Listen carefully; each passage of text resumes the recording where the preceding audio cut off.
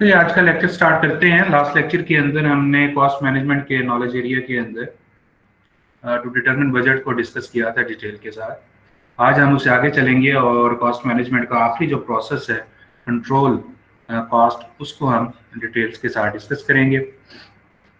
आपको ये पिमबॉक की स्क्रीन नज़र आ रही होगी जिसके अंदर कंट्रोल कॉस्ट की inputs, tools and techniques and outputs को दिखाया गया।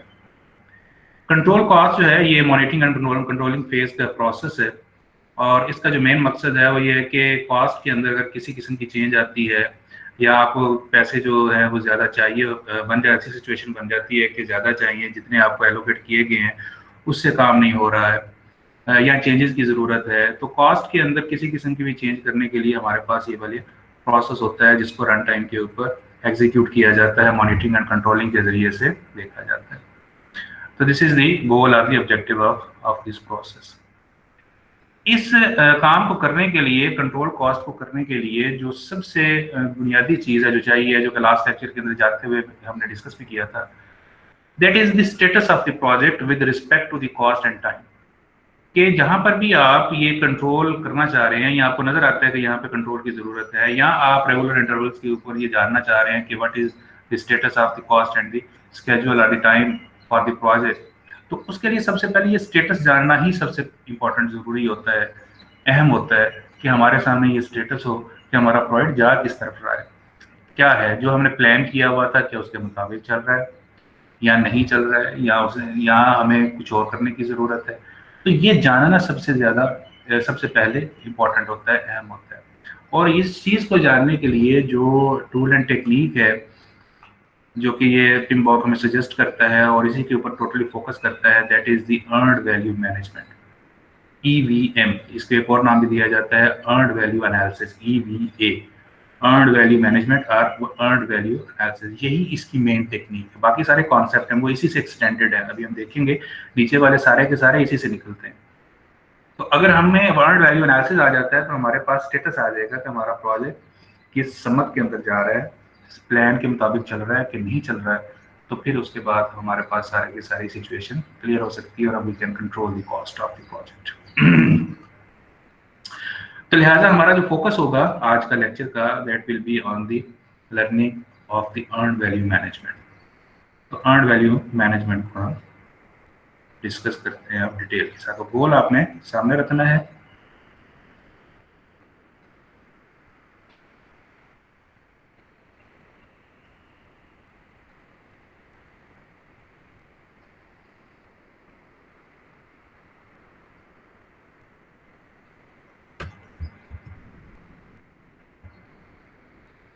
जी सबको स्क्रीन नजर आ रही है जी, स्लाइड्स नजर आ रही है अर्नड वैल्यू मैनेजमेंट की?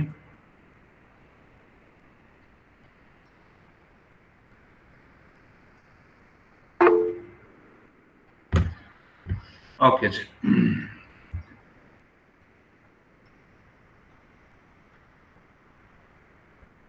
तो अर्नड वैल्यू मैनेजमेंट है जनाब, इसको अपने सामने रखना है। इसका अगेन गोल ज़हन में रखना है कि ये हम किस लिए कर रहे हैं। Earned value management give us the status of the project at a given time. बल्कि इसको नोट करें और समझने की कोशिश करें, जो बोला जा रहा है इसको ध्यान के साथ नोट करें और समझने की कोशिश करें। Earned value management is technique which gives us the status of the project at a given time point.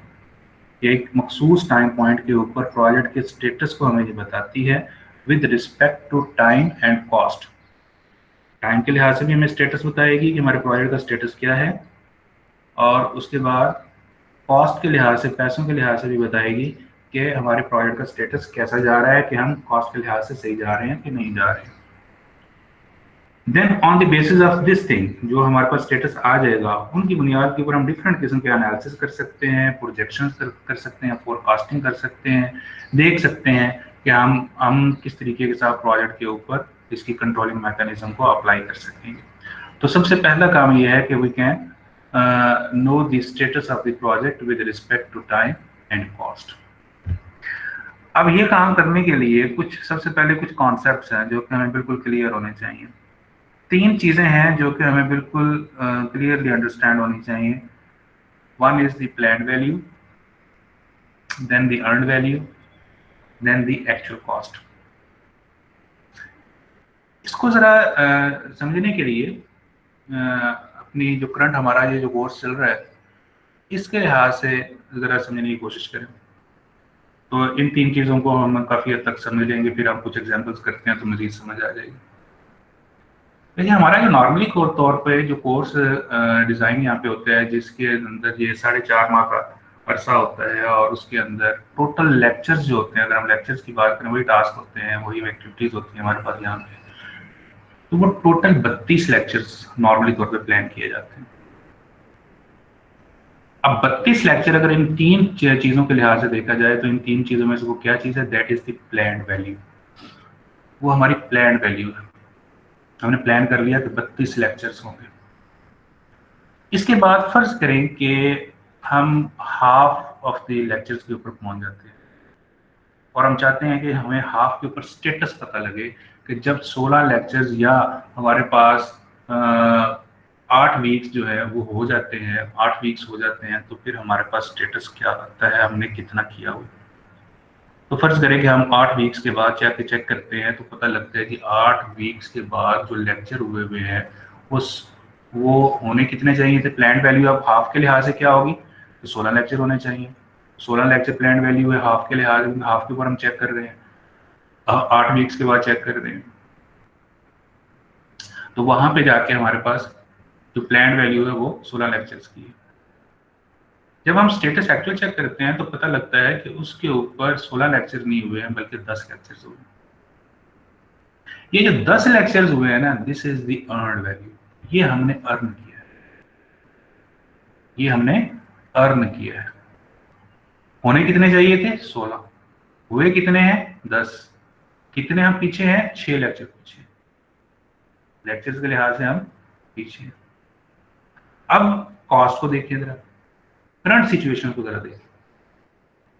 अगर आपके यही 10 लेक्चर जो आपके 8 वीक्स के अंदर हुए हैं, ये अगर नॉर्मल कैंपस के ऊपर हो रहे होते तो इसके ऊपर कॉस्ट ज्यादा आनी थी या कम आनी थी, ज्यादा आनी थी। और इस वक्त इसके ऊपर अगर रिलेटिवली एक यानी कि ओवरऑल एक जनरली तौर पे देखा जाए, क्योंकि आप सारे लोग घर पे बैठ के ये लेक्चर ले रहे हैं, हम भी घर पे बैठ के ज्यादातर टीचर जो है वो लेक्चर दे रहे हैं, तो जो कैंपस की कॉस्ट है वो बहुत हद तक रिड्यूस हो चुकी है। जो ऑर्गेनाइजेशन की कॉस्ट थी लेक्चर्स देने के ऊपर, उनको अरेंज करने के ऊपर, इस तरह आप लोगों के आने जाने के ऊपर, वो सारी कॉस्ट है वो रिड्यूस हो चुकी है। तो एक्चुअल कॉस्ट जो नॉर्मल तौर पे आती है, फॉर एग्जांपल अगर हम एक मोटा समझने के लिए एक फिगर रख लें कि अगर पहले हमारे पास आपके एक लेक्चर की कॉस्ट जो है वो तकरीबन अगर 50,000 आती थी, तो वो तकरीबन अब 20,000 या 15,000 के ऊपर आ चुकी है। तो दैट इज एक्चुअल कॉस्ट। तो इन 3 चीजों को इस लिहाज से हम देख रहे होते हैं। प्लान वैल्यू जो आप प्लान करते हैं, अर्न वैल्यू जिसे किसी टाइम पॉइंट के ऊपर जो आपने हासिल किया हुआ होता है, जो आप अचीव कर चुके होते हैं, और एक्चुअल कॉस्ट उसके ऊपर जो जो हासिल किया है उसके ऊपर जो खर्चा आ चुका होता है। इसी चीज को एक और एग्जांपल के साथ जरा देखें। ये जरा स्टेटमेंट को जरा समझने की कोशिश करें जो कहा गया है, और यहाँ पे जरा ये 3 चीजें निकालने की कोशिश करें कि प्लान वैल्यू क्या है, अर्न वैल्यू क्या है और एक्चुअल कॉस्ट क्या है। कहते हैं at the outset of a project we estimate that RAS T will cost ₹1,000 to carry out and that it will be completed by November 1st। November 1st तक है, एक है टास्क है जिसको हमने कंप्लीट करना है, एक ही टास्क है इसके अंदर, और इसको प्लान करते हुए ये 1000 का ये रखा गया। कहते हैं लेकिन जब नवंबर 1st आया तो प्रोग्रेस का रिव्यू हमें ये बताता है कि इट इज ओनली 70% कंप्लीट। अब 1 नवंबर के ऊपर हम चेक कर रहे हैं, होना कितना चाहिए था, 100% कंप्लीट हो जाना चाहिए था, लेकिन हुआ कितना है, 70%।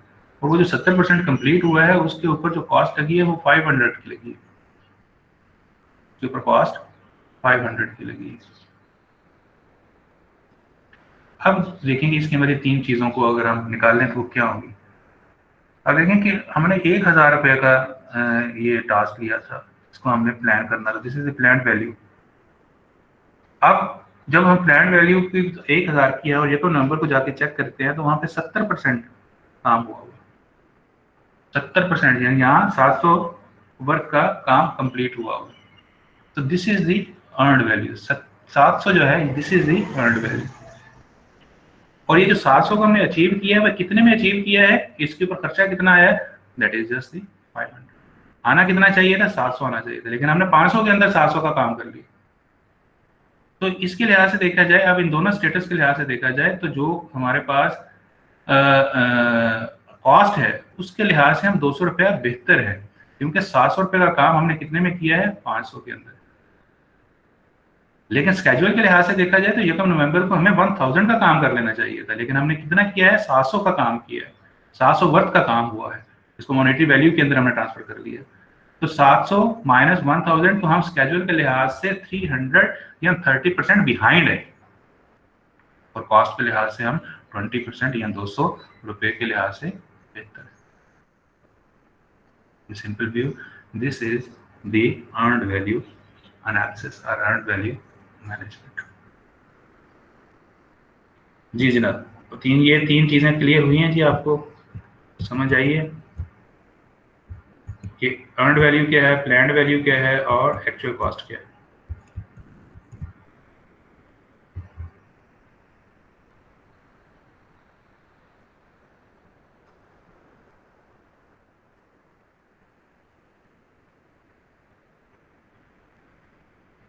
अभी हमने इसकी कंप्लीट एग्जांपल करनी है, और ये तीन चीजें बिल्कुल इस वक्त क्लियर होनी चाहिए कि अर्नड वैल्यू हम किसको कह रहे हैं, प्लान्ड वैल्यू किसको कह रहे हैं, और एक्चुअल कॉस्ट किसको कह रहे हैं। ये तीन चीजें क्लियर नहीं होंगी तो वो कंप्लीट एग्जांपल समझ आना थोड़ा मुश्किल हो जाएगा।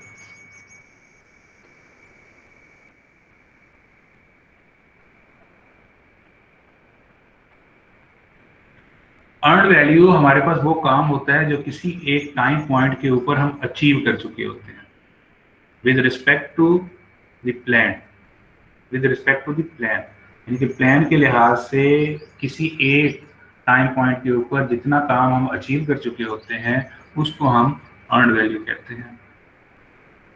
इसको एक और एग्जांपल के जरिए से जरा देखिए। ये हम फॉर एग्जांपल हम ये प्लान करते हैं कि अगले हफ्ते तक, फर्ज करें कि अगले ये जो आ रहा है फ्राइडे आ रहा है, इस फ्राइडे तक हम 4 लेक्चर्स एसपीएम के करेंगे, ये हम प्लान कर लेते हैं, दिस इज प्लान वैल्यू। लेकिन जब हम फ्राइडे को पहुंचते हैं, उस टाइम पॉइंट के ऊपर जाके एक्चुअल स्टेटस चेक करते हैं, तो पता लगता है हम तो सिर्फ 2 लेक्चर कर चुके हैं। करने कितने थे, 4, ये कितने हैं, 2, तो ये जो दो दो किए हैं, दिस इज अर्नड वैल्यू, ये हमने अचीव किया। इसमें कॉस्ट नहीं आ रही, लेकिन कॉस्ट की शक्ल में हम दिखा सकते हैं। तो जितना टाइम पॉइंट के ऊपर हम प्लान के लिहाज से अचीव करते हैं, that is known as the earned value. ये क्लियर हुआ?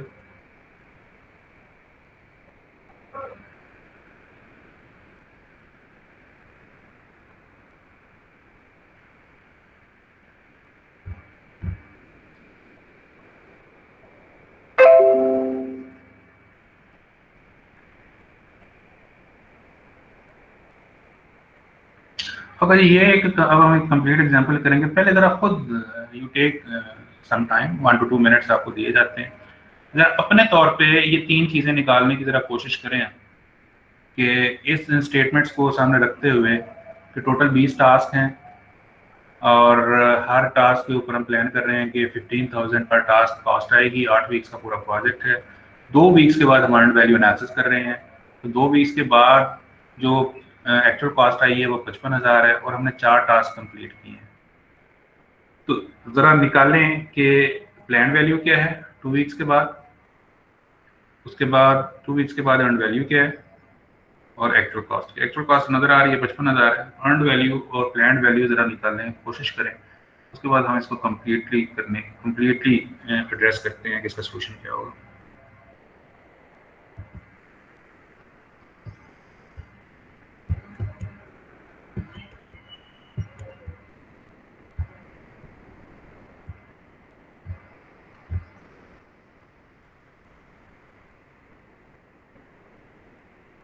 ये स्क्रीन नजर आ रही है ना आपको, ये अर्नड वैल्यू एनालिसिस की स्टेटमेंट की?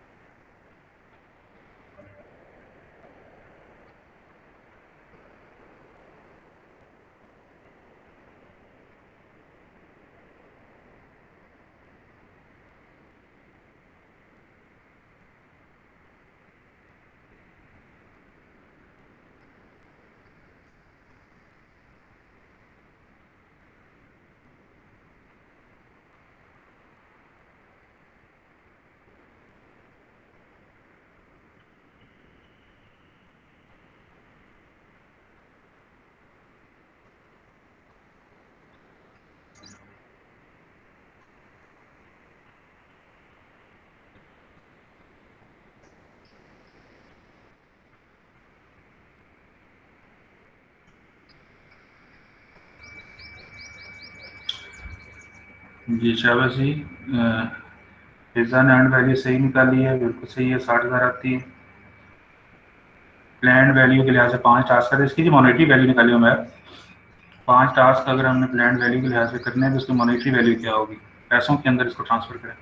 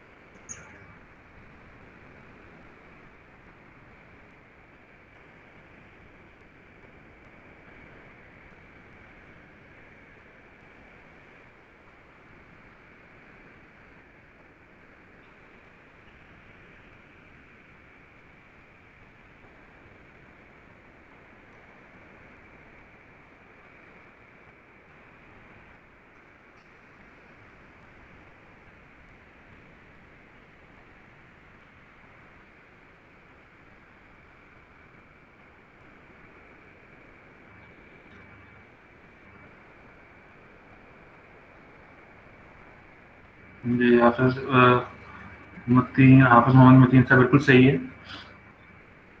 प्लान वैल्यू 75,000 आती है, अर्न वैल्यू 60,000 आती है और एक्चुअल कॉस्ट 55,000 आती है। अब भैया आप जरा इसको कंप्लीट जरा देखते हैं कि किस तरीके के साथ होगी। ये स्लाइड्स मैं आपके साथ शेयर कर दूंगा, आप जैसे बेशक इंपॉर्टेंट चीज़ों को नोट करते चले जाएं।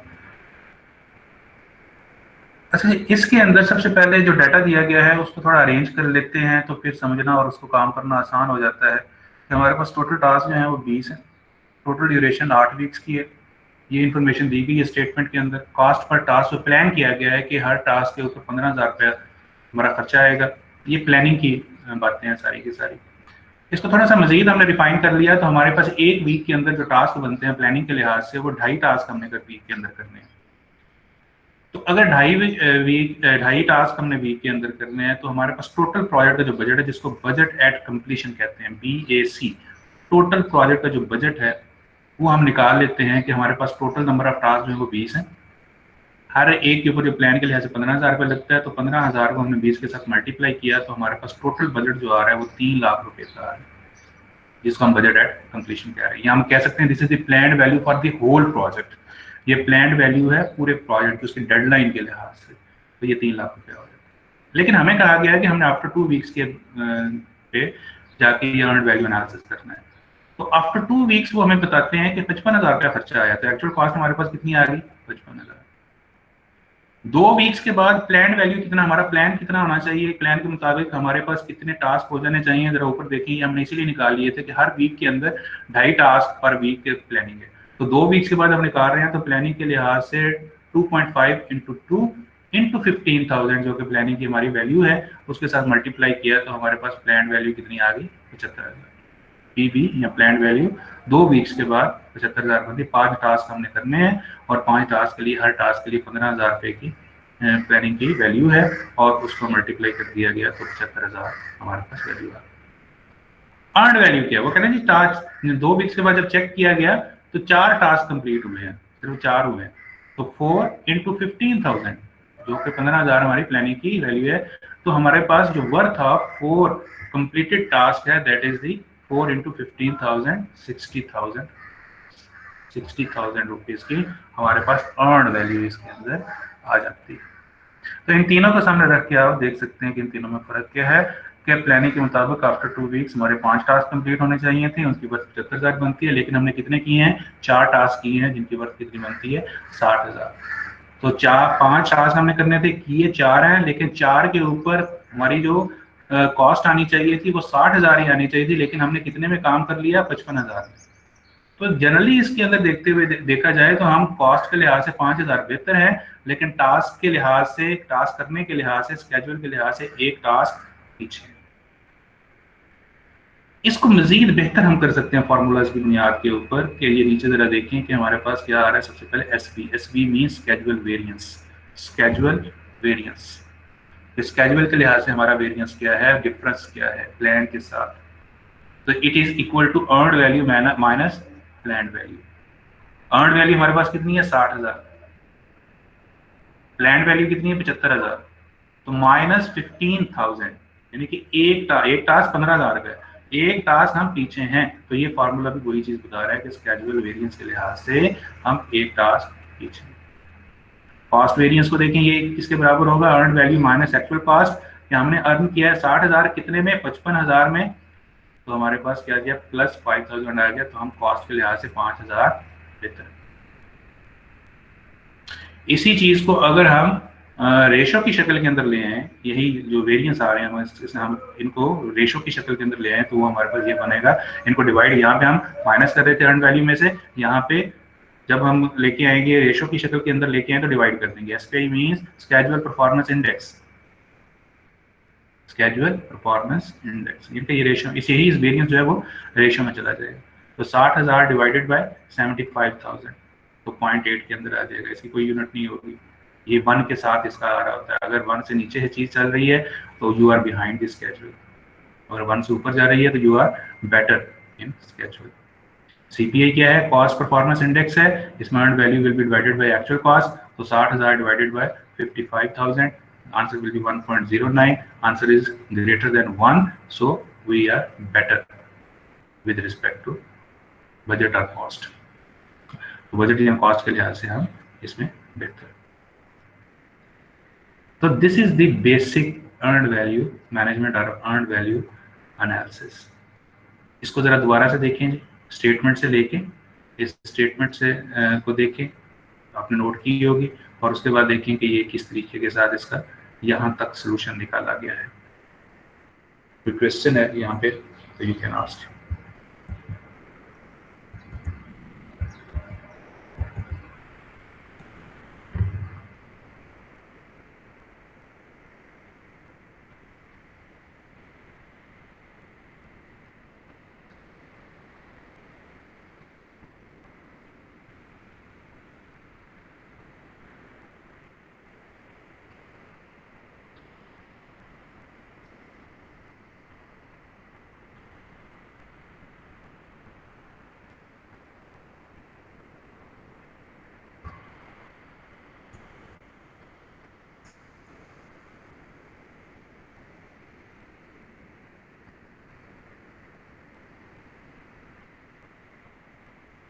जी जनाब, यहाँ तक क्लियर है जी, आगे चलें।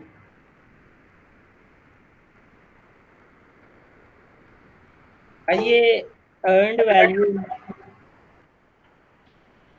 ये अर्नड वैल्यू मैनेजमेंट यूज किसके लिए होती है, मतलब ये तो हमें मतलब टास्क वो जितना हमने ज्यादा काम किया उसके हिसाब से वो देता है डाटा। जी यस, किसी भी टाइम पॉइंट के ऊपर ये जानने के लिए कि हम टाइम के लिहाज से कैसा चल रहे हैं और कॉस्ट के लिहाज से कैसा चल रहे हैं, स्टेटस क्या है, उस चीज को जानने के लिए इसको इस्तेमाल करते हैं। आप देखें ना, अभी जो हमने एग्जांपल की है, तो 2 वीक्स के बाद हमारा प्रोजेक्ट जो है वो कॉस्ट के लिहाज से 5,000 बेहतर जा रहा है, और टाइम के लिहाज से हम एक टास्क पीछे हैं। ये इस अर्न्ड वैल्यू एनालिसिस ने, मैनेजमेंट ने हमें बता दिया, यही इसका काम है।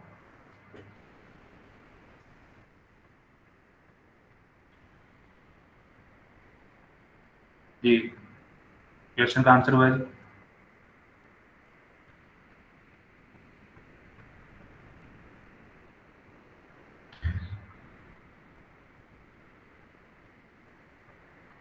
एक और एग्जांपल जरा जल्दी से, इतने के हिस्से के लिए ही जरा ये एग्जांपल जरा देखें जी, जरा इसका निकाल लें जी, ये 3 चीजें जरा निकाल लें इस एग्जांपल की। ये बाद में इसको कंप्लीट कर लेंगे होमवर्क के तौर पे, लेकिन फिलहाल इसकी प्लान वैल्यू, अर्नड वैल्यू और एक्चुअल कॉस्ट जरा निकाल लें, तो मजीद आपको क्लियर हो जाएगा कि ये 3 चीजें क्या हैं, यहाँ हम अर्न वैल्यू एनालिसिस क्यों कर रहे हैं।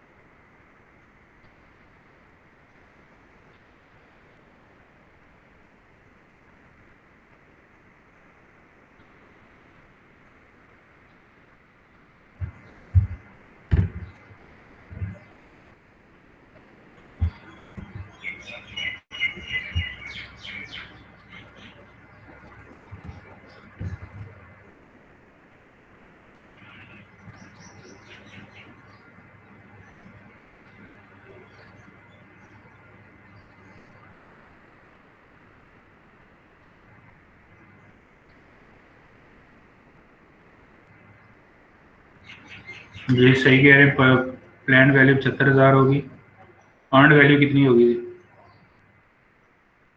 बिल्कुल सही है जी, अर्नड वैल्यू भी 75,000 होगी। देखें on the half of the project ये अर्नड वैल्यू एनालिसिस किया जा रहा है, तो हाफ के ऊपर हाफ ही काम कंप्लीट होना चाहिए। 1.5 लाख जो है वो बजट एट कंप्लीशन बन रहा है, तो उसके लिहाज से हमारे पास ये 75,000 रुपये ही इसकी अर्न वैल्यू होनी चाहिए। प्लान वैल्यू भी 75,000 है, तो इसका मतलब ये नेक टू नेक चल रहा है। लेकिन 75,000 का काम हमने कितने में किया है? 70,000 के अंदर किया है, तो कॉस्ट के लिहाज से वी आर बेटर बाय 5,000। 5,000 जो है वो कॉस्ट के लिहाज से हम बेहतर हैं, स्केड्यूल के लिहाज से हम नेक टू नेक हैं, बिल्कुल एग्जैक्टली हम स्केड्यूल के मुताबिक चल रहे हैं। तो this is the objective of the goal of the earn value analysis. ये हमें इस तरह से क्लियरली बताता है, यही इसका काम है। इसके बाद का जो काम है वो इसका यूज है, वही हम डिस्कस करने जा रहे हैं। यहाँ तक जो है वो बेसिक हमारे पास आता है ईवीएम। इसके बाद का जो ईवीएम है या अर्न वैल्यू एनालिसिस है, उसको हम कहते हैं फोरकास्टिंग। फोरकास्टिंग कहा जाता है, यानी कि आप हम पेशेंट गोइयां करेंगे on the basis of the conducted earn value analysis. जो अर्न वैल्यू एनालिसिस हमने किया हुआ है उसकी बुनियाद के ऊपर हम मुख्तलिफ किस्म की फोरकास्टिंग कर सकते हैं, और ये बेशुमार किस्म की होती है। यहाँ पे एग्जाम्पल के तौर पे कुछ आपके सामने रखी गई हैं, जैसे ये 3 किस्म की आपके सामने रखी गई हैं।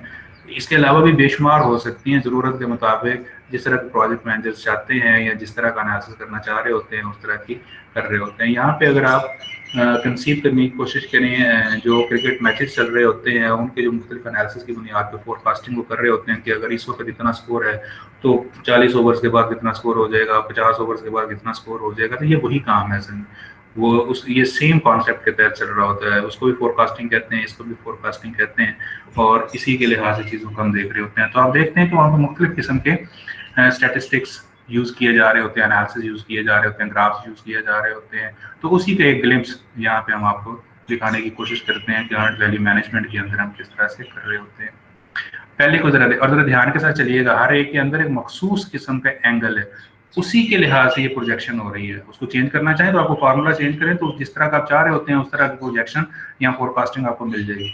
लेकिन यहाँ पे ये जो किया गया है जाहिर है कि ये बाउंडेड है, ये मखसूस किस्म के एंगल्स के साथ है। जैसे पहले को देखें, एस्टिमेट एट कंप्लीशन।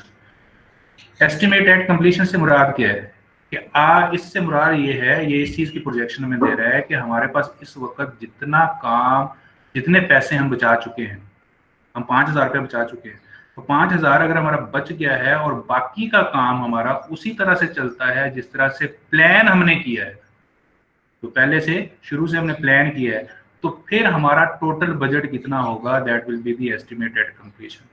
दोबारा सुने जरा कि एस्टिमेट एट कंप्लीशन क्या होता है। जो इस वक्त आपको पहला प्रोजेक्शन नजर आ रही है कि जितने पैसे बच गए हैं वो वहीं पे बचे रहे, 2 वीक्स के बाद 5,000 हमारा बच चुका है, वो 5,000 वैसे ही रहे बचा हुआ, और जो बाकी का हमारा 6 वीक्स का काम है वो उस तरह से चले जिस तरह से हमने प्लानिंग के मुताबिक किया हुआ है, जो प्लान किया हुआ है।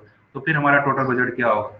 तो बजट हमारा यही होगा कि जो हमारी एक्चुअल कॉस्ट आई हुई है उसको हम इसको इंक्लूड कर लें, और जो हम अचीव कर चुके हैं 60,000 का उसको निकाल दें, क्योंकि ये 60,000 का काम हमने 55,000 के अंदर किया हुआ है, तो 55,000 हमने इंक्लूड करना है और 60,000 निकाल देना है। तो हमारे पास बाकी क्या रह जाएगा? अब हमारा बजट एट कंप्लीशन कहाँ पे चला जाएगा? 2,95,000 रुपये। It is known as estimate at completion with a typical, ये बाकी सारे के सारे आगे जाके हम देखते हैं, टिपिकल और एटिपिकल फिलहाल छोड़ दें, सिर्फ फिलहाल ये समझें कि एस्टिमेट एट कंप्लीशन क्या है। एस्टिमेट एट कंप्लीशन दोबारा सुन लें क्या है, कि जो पैसे बच गए हैं वो हम इंक्लूड कर लें, और जो बाकी काम है वो सारे का सारा हम उस तरह रखें जिस तरह से प्लान किया हुआ है।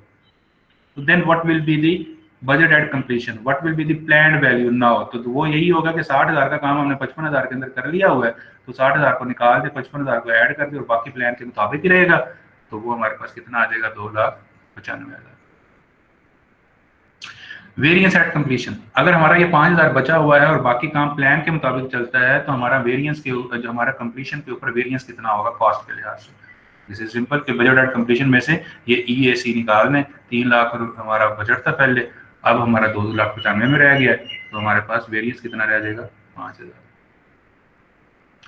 Estimate to complete, estimate to complete से मुराद क्या होता है कि जितना आपका बच चुका है, जो आपका बाकी काम जो रह गया वो कितने में होगा, जो बचत है उसको इंक्लूड करें, और बाकी जो काम आपका है वो अब कितने में रहेगा। तो देखें क्या है एस्टिमेट एट कंप्लीशन वो 2,95,000 है, 55,000 का हमारा काम हो चुका है, उसको निकाल दें तो अब हमारे पास बाकी कितने का रह जाएगा, 2,40,000। तो एस्टिमेट टू कंप्लीट क्या है, बाकी मानदा काम जो हमारा हो चुका है उसको निकाल दें, बाकी मानदा जो काम है वो कितने में हो जाएगा, उसको हम एस्टिमेट टू कंप्लीट कह रहे होते हैं। तो ये these are the different examples of forecasting. एक और जरा वेरिएशन जरा देखें एस्टिमेटेड कंप्लीशन को। अब यहाँ पे जरा देखें कि किस तरह का आपको मजीद प्रोजेक्शंस की समझ आएगी। एस्टिमेटेड कंप्लीशन हम ले रहे हैं, सबसे पहला एग्जांपल जरा देखें, ये जो प्लान्ड वैल्यू के लिहाज से की गई है कि प्योरली अगर हमारे पास 55,000 रुपये के अंदर काम हो चुका है, 5,000 रुपये का हमारे पास बचत आ चुकी है जो अभी हमने एस्टिमेटेड कंप्लीशन किया, तो हमारे पास अब अगर प्लान के मुताबिक ही चलते हैं तो हमारे पास क्या चीज़ आई हुई है, 2,95,000 के अंदर ये चीज़ हो रही होगी। यहाँ से आपको ज़्यादा बेहतर प्रोजेक्शन की समझ आएगी क्योंकि एक ही वेरिएबल को हम लेके मुख्तलिफ शक्लों के अंदर देख रहे होंगे। अब अगर हम ये कहते हैं, ये जानना चाह रहे हैं कि जो हमारे पास कॉस्ट के लिहाज से ये बच रहे हैं, पैसे बच रहे हैं, हर 2 वीक्स के बाद 5,000 बच रहे हैं, तो हम कहते हैं हर 2 वीक्स के बाद बचते चले जाएंगे, एंड तक बचते चले जाएंगे, तो फिर हमारा बजट कहाँ पे चला जाएगा।